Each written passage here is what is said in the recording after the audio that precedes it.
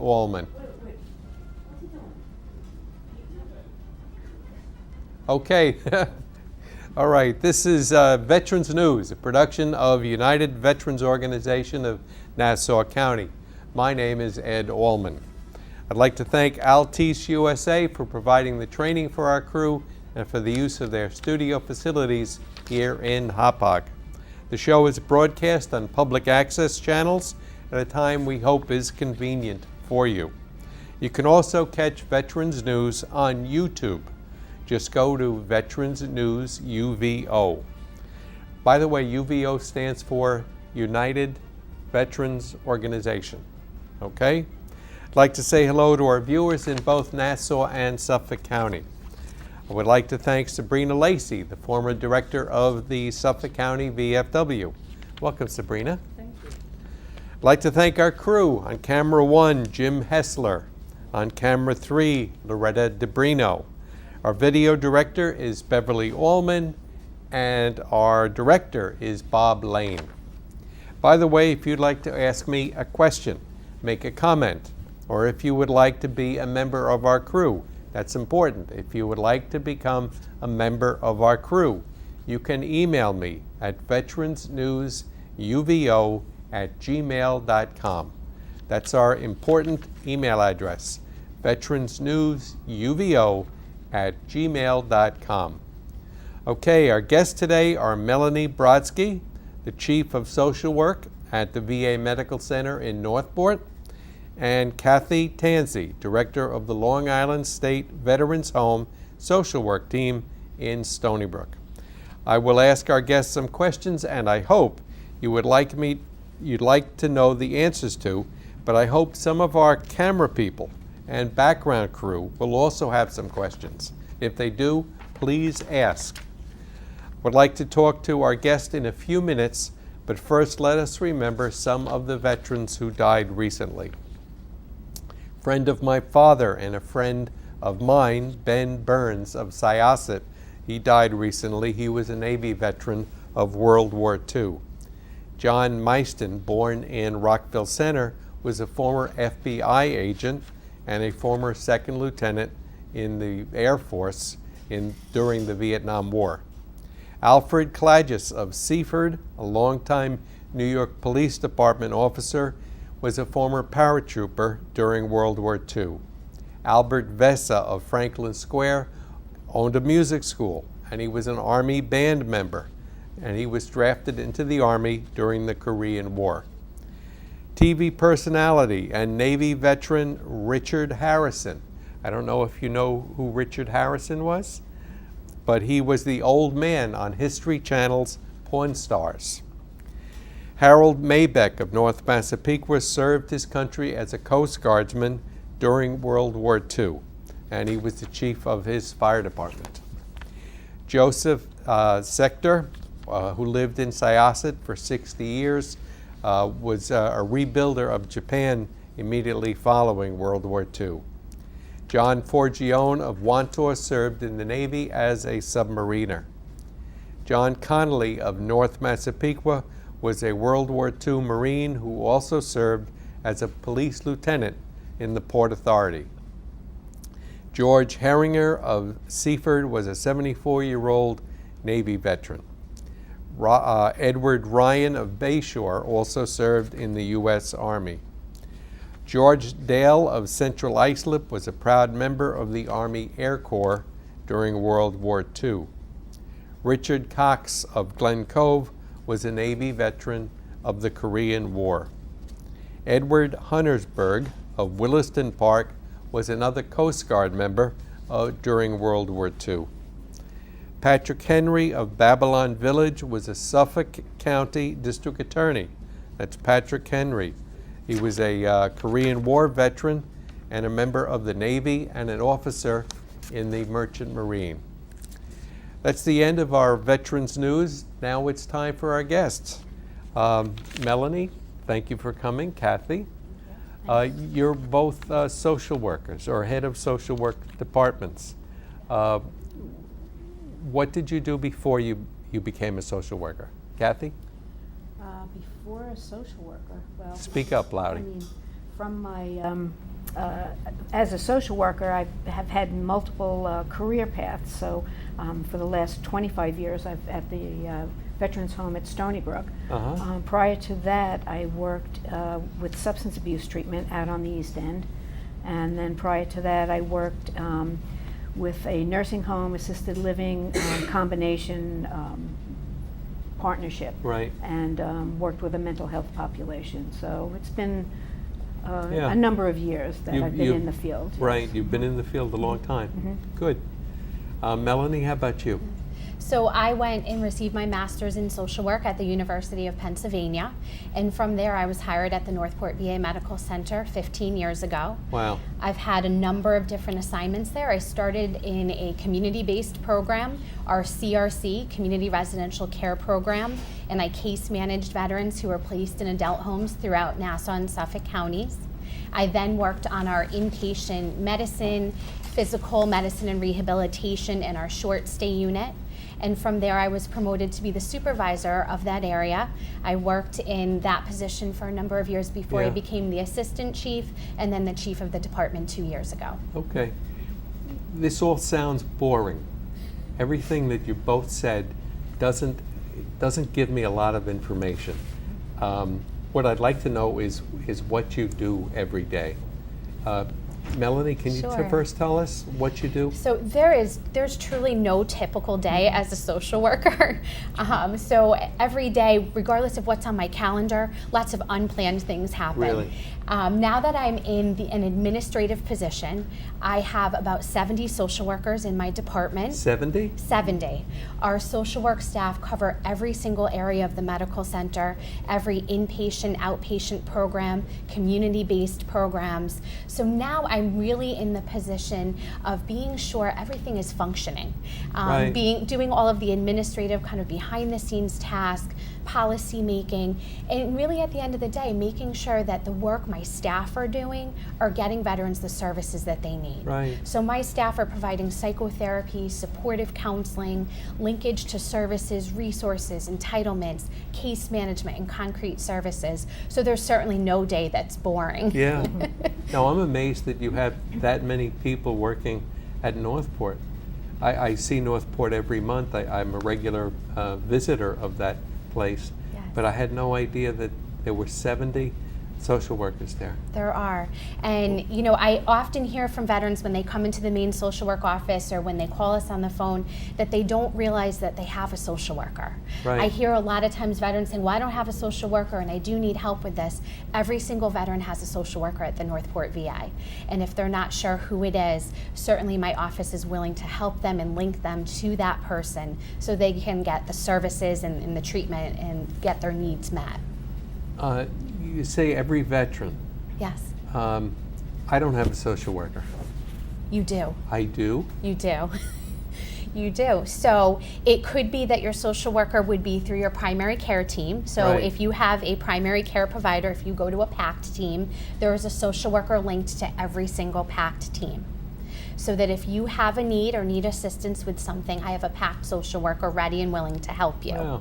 If you're involved in any of our specialty programs, could be one of our specialty clinics, or our mental health clinic. Yeah. Again, could be one of our community-based programs. All of them have social workers as part of that program. And those social workers are ready to help and explain to you the services that you might need. Wow. And Ed, also, sometimes the social workers go out to the house if the need is. Can you explain on some of the veterans who may need the social workers to come out on certain instances that they may need? Absolutely. So we have a couple of programs that are community-based programs. One of them I mentioned was a program that I worked in originally. That's our CRC, our Community Residential Care Program. And that's veterans that we place into adult homes, primarily now in Suffolk County. All of those veterans have a case manager. The social worker goes out a minimum of monthly, and we're really making sure that they're getting their needs met. They're getting back from medical, mental health appointments, that everything's going okay for them in the home. They're still functioning and stable in that environment. That's one of the programs. We also have our MICM program, our Mental Health Intensive Case Management. So that's for a veteran that has a diagnosis of a serious mental illness and really needs some additional support in the community. And so a social worker is linked to that veteran and meets with them a minimum of weekly, and is going out, attends appointments with them if needed, really works with them in the community, might take them to the grocery store, whatever that person needs, really to be able to maintain their stability in the community so they can stay in that level of care. We also have our home-based primary care team. That's an interdisciplinary team: physician, nursing staff, social work, physical therapy, occupational therapy, psychology service, nutrition and food. Interdisciplinary. This is a little bit unique to the VA because private insurance doesn't offer something like this. And this is a team that goes out for veterans that have difficulty getting to the medical center. It could be because of their care needs. It would be hard for them to come to their primary care appointments. The primary care team and the specialists, the interdisciplinary specialists, go to them. It's really a wonderful program because, again, the caregiver also gets support in the home. The whole goal is maintaining the veteran in the home as long as is possible in meeting their care needs. Okay. As a as a social worker, both of you, when you went out to the homes in Iraqi and Afghanistan soldiers came back, and you saw the needs once you went in the house to get them back into the family dynamics of things, how did you intervene with that? Because a lot of the veterans come back and sometimes they still have some kind of PTSD or some kind of illness or something like that. They didn't have it before they left, but when they came back into the home, sometimes the family cannot accept it. Does the social worker intervene in that aspect? Well, we actually have a specialized program for veterans who are part of Operation Iraqi Freedom, Enduring Freedom, and New Dawn. And veterans that have that level of need, I actually have social work case managers that are linked to them. And they're working with the veteran, but when you're working with the veteran, you're working with the family because that's what the needs are. You're helping the person reintegrate to coming back from that experience. Many of them may suffer from PTSD and other mental health issues. So not only that, but you're working to link them with our mental health services. We have a whole variety of services to treat PTSD and other mental health issues, both at our mental health clinic and at our community-based outpatient clinics. We provide same-day access to services for those who need it. That's for the family also, in the clinics. We have our caregiver support program, which has been a wonderful, wonderful program. Legislation was passed a couple of years ago for that. Yes. There's two arms of that program. The first arm is the post 9/11 veterans. And in that instance, family members who are acting as caregivers to the veteran can actually receive a stipend if they qualify for it. It makes a big difference because those individuals needed to go to work, needed to support the family, and this stipend allows them to actually provide the care and treatment that the veteran needs. The other arm of that program is for our general caregivers of all of the other eras, and we have a social worker involved that's ready and willing to help provide support, provide resources. We run groups for those individuals.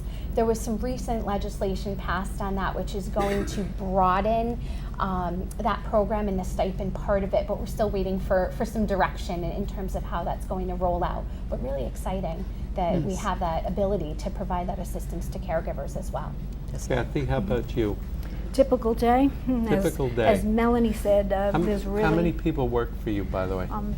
Right now I have 6 social workers and a clerical staff, which is wonderful. We also have, our facility is 350 beds, and we have 4 specialty units, 2 respiratory units, as well as 2 cognitively impaired for residents. We also have a lot of additional services that are provided there for our veterans. We have audiology, we have speech pathology, we have our rehabilitation center, we have an adult daycare program, which is a separate project, but it's within our facility, which also has a social worker and a project director. We have our therapeutic recreation department. We have 350 beds again, and it's a situation where each social worker has approximately 55 to 60 veterans that they're responsible for. We take in honorably discharged residents or veterans, and it's a situation where we also have, we open our doors to spouses of veterans as well as Gold Star parents. Spouses and Gold Star parents. Yes. Before we get any deeper into what you do, can you tell me the difference between your hospital and yours? what a veteran can use the Long Island State Veterans Home for, and what a veteran can use Northport for? We're actually a long-term care or a rehabilitation center. We're inpatient, and we do have the adult daycare program, but it's for skilled nursing care. Sometimes it's short-term, sometimes it's long-term placement. We also have our dementia unit, which is geared towards residents that have a dementia of some type, whether it be Parkinson's type or So you're a long-term and short-term nursing home? Yes. Someone who needs a nursing home, Yes. who's a veteran, who's a wife of a veteran? We do accept spouses of veterans.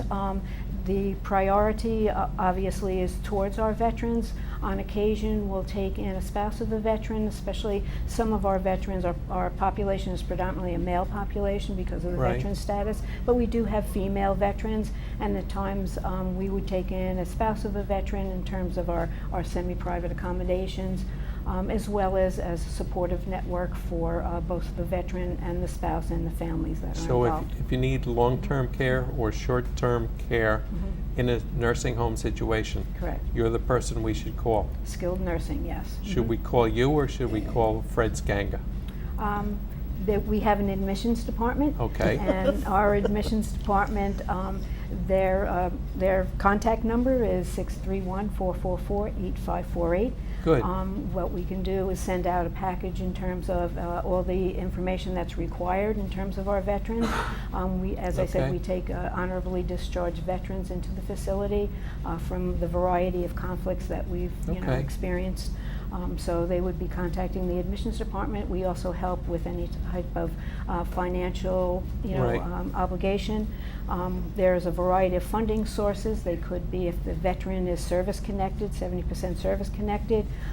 They do receive full cost of care through the Okay. VA system. All right. Or other resources and entitlements, long-term care insurance, private pay, All obviously. right, let's not get too deep into it. I just want to get Melanie to tell us what the VA has. Sure. So the VA is really an entire healthcare system. So we have the hospital portion, medical, surgical, specialty service, acute psychiatry, ICU. We have also the long-term care arm of it. So we do have the community living center on the grounds, which is our nursing home. A little bit different in terms of the eligibility criteria as opposed to the state veterans home, because in order for a veteran to be qualified for the CLC on our property, the veteran needs to be 70% service connected or greater, and Okay. obviously score for needing nursing home level of care. So that always confuses me. If a veteran needs a nursing home, he can go to Northport if he's 70% service connected Or greater. or greater. If he's neither, he can go to Long Island State Veterans Home. And there's- I'm oh, sorry. I'm As sorry. long as he's, honorably discharged. Honorably We're discharged. actually, we are affiliated or part of the Health Science Center at Stony Brook University. We are employed by the state, our facility employees, but we contract with the Veterans You're run by Administration. state agencies. Yes, the university at Stony Brook. And you're run by the federal The federal. government. Okay. So how does that transcend if there's a veteran that's 100% and they're getting their benefits and they own a house or something like that? Because normally if you are going into a nursing home, they will make you sell your house and everything else that you own. So how does that work for the veteran if he's 70 or 100%? So it's a complete entitlement. So we do not touch any of the money. Again, they need to qualify for needing nursing home level of care, and they can come into our facility or the state veterans home because they have the same thing for 70%, Right, the 70%. service connected or greater. The cost is covered in full, and the veteran will continue to receive their compensation check, or their family will continue to receive Which their is a real compensation benefit check. for those in the community, because if the spouse is remaining in the community, they can keep their income, the veteran's income, and continue, their life at that standard of living. So the desire is to definitely make those applications. Again, in the veterans home, we also allow for veterans who have the entitlements, such as Medicaid or long-term care insurance, in terms of assisting them. And then they do receive a daily per diem, which cuts the rate down from $416 a day to approximately, it cuts it down about $109 a day. So When I go out to the There's only 10 minutes left in the show. The Do I have nursing any home. questions from the crew? I just have something I'd like to say, that I use the VA for my medical, and I have never run into a problem. It's a system. Sometimes you don't like the system, but it's a system, in my opinion, that works very well. With the social work, I had a problem once, and within hours, I heard from my social worker, from my doctor, from everybody. It's a system. Sometimes you don't like the system, but in my opinion, it really is a system that Okay. works very well. Okay. Thank you. No, Appreciate thank it. you. Very Thank good. you very much, both of us. And in terms of that, in terms of the research, I know the viewers going to want to know, because there are some things that have happened over the years at the Northport that we are adjusting to, and to prevent that from happening, and we can reach out to the viewers and let them know that when they're home, you know the agitation that's going to occur because the family members see it. So now they can contact the social worker directly, and they can troubleshoot it before it becomes a major issue. Is that something that we can work on? Because Yes. we shouldn't have a veteran going up to the Northport by themselves or being agitated and coming in there agitated. There should be some kind of resource for them.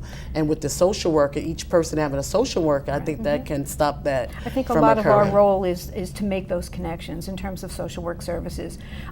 We often work very well together. I mean, a lot of our veterans are connected with the VA, or they are connected with the VA at Northport. We have them registered if they're not registered, so this way they're in the system. You know, many of our veterans come in and they haven't been registered yet. So we do that registration into the system, and that entitles them to so many more benefits that they're not even aware of. So it's a real educational process, you know, when they come into our facility to be able to, have them go and refer them over to the VA at Northport. Many of our veterans, when we do discharge planning back out into the community, we hook them back up with the VA in terms of the follow-up care, medications. I mean, all that is an entitlement through the VA system, and we want to keep doing that outreach to have them be able to utilize all those entitlements that the VA system offers. So. If Let a me- veteran go into another hospital, like one of the other hospitals that are private, will they be able to contact the social worker where the veteran has been treated for the last 10 to 15 years? Yeah, and one of the things that we do, we actually have non-VA care coordination department at Northport, and we have nurses involved in that program. And so when we get phone calls from other hospitals, those individuals are actually kind of following what's happening with the veteran. Oftentimes the veteran might be transferred to us because they've gotten primarily their care with us, and we know them and we know their history. But if they're not ready to be transferred, or they're not stable to be transferred, or they need to be discharged immediately, they actually don't need to remain in the hospital, our nursing staff in the non-VA care coordination department get that information, and they communicate with the community hospitals. They get records back and forth as needed, so that we can be sure that the veterans are getting the care and treatment they need, whether we're providing it or because it was an emergent situation, a local community hospital is providing it. Let me ask you a question. I have two questions, one for each of you. The first one is about virtual reality, and the second one is about homelessness. Okay. Kathy, can you tell me about what virtual reality is? Virtual reality, it's a program that we've recently started in the home at Stony Brook, whereas many of our veterans are coming in with the PTSD and anxiety and depression and whatnot. Many of them are not capable of participating in some of our outings through our therapeutic recreation department, or participating in some of the activities we have in the facility. So what the virtual reality enables them to do is actually participate in this, where it's that visualization of a particular situation that allows for them to participate in things like if they had a hobby or they want to try an adventurous thing like kayaking, or we had some of our guys go fishing through virtual reality. It also, with the PTSD veterans, oftentimes it helps soothe them if we give them various nature type of programming or different programs that would minimize the potential for them to have these outbreaks in terms of that PTSD and causing the additional stressors. I understand your answer, but what is virtual reality? It's a visualization. It's visual imagery that is projected onto a screen within a pair of like goggles, and it offers both visual as well as sensual sensation, hearing, and whatnot to allow for the participant to actually feel that they are in this situation. And sometimes, as I said, it's a soothing type of treatment plan, and sometimes it's just to participate in something that they can't physically, at this point in time, participate in. And they can turn their head and move with watch. it. Yes, they move with it. They're actually move with in it. It's, as I said, if they're kayaking, you see them with the motions doing the kayaking. If they're skiing or climbing, it's amazing. It's an amazing program, and that was through donations. I mean, we're a not-for-profit facility, and donations have streamed in terms of helping our veterans, and so we had utilized a lot of the funding in terms of that particular direction. If a patient wants to use it, does he tell his nurse? He's care planned for it in terms of what you have to. Sometimes it's an identification of what would work. We don't want to increase stress by doing something that's too active, Right. But at the same time we want something that's going to either give them pleasure, a sense of involvement, or actually a relaxation techniques. So your doctor has to be involved? Yes, Okay. yes, all care planned for it. Okay. Yes. And Very through our good. therapeutic recreation department. Okay. If we have time, I'm going to ask you about daycare. Okay. But first, I want to ask Melanie, you do stuff for homeless people, homeless veterans. Yes. What do you do? Because homelessness and the VA, We do a lot. they don't seem like they have much in common. Yeah, well, we do a lot. Many people might remember when Shinseki was in office, one Right. of the goals was a 5-year plan to end homelessness. And as a result of that, we got a lot of resources to be sure that we could actually help homeless veterans. We have a number of programs. We have our Healthcare for Homeless Veterans program, which works with the shelter residences in both Riverhead and Bayshore. And any veteran that comes in off the street that has been homeless, we can get them with a shelter over their head immediately. Day or Any night, veteran? it doesn't matter. Any veteran, yes. Registered in the system. If they're not already registered, we'll get them registered right away so that we can get a roof over their head. We also have our HUD-VASH program that you might have heard of. That's our permanent Right. housing program. We work with Housing and Urban Development, and VA provides case managers. Again, from start to finish, they're issued a voucher through HUD, and my social workers help them locate an apartment, get into the apartment, and maintain stability through the case management. It's a housing first model. So veterans, even if they're actively abusing substances or having mental health issues, our goal is for them to have a roof over their head, and then we will work on linking them to whatever services and treatment they actually need to maintain that housing. We also have our grant and per diem program, which is our transitional housing program, and we work with United Veterans Beacon House, Right. and we have some residences for that. That's amazing. If you know a homeless vet and he's on the street, he can call you and get a place to sleep that night? He can call or he can come in. Come Or he right can come into in. our emergency room. Again, I have social workers that cover every area of the hospital. We have social workers in the emergency room, and we're ready to help that veteran get a roof over their head. We Very don't want good. any veteran to remain homeless. We have the resources to help Very them. good. Thank you very much. You're welcome. I think the show is over. Can I see our crew? Come on up and get on the screen. Get While on the we're here, we television. want to thank the Robert Northport Hessler. VA, and we want to Loretta thank the, DeBrino, get in here. the Veterans Home for all the things you're doing and integrating the veterans during the summertime with the music at the nursing home. Thank you. You have all those programs. You didn't have to do that. So when you go back, tell the staff that as a veteran myself and Ed, the Veterans Show, and all us being veterans here, she's a veteran as well, right? Thank you for all you do, and we do appreciate everything that Thank you Very do. much. Thank you. Thank Thanks you. for having us. Yes. Thank you very much. Thank you. Okay, Thank you Melanie. so Thank much. you. Okay. Right. Melanie, you know what I do when I go to a different doctor?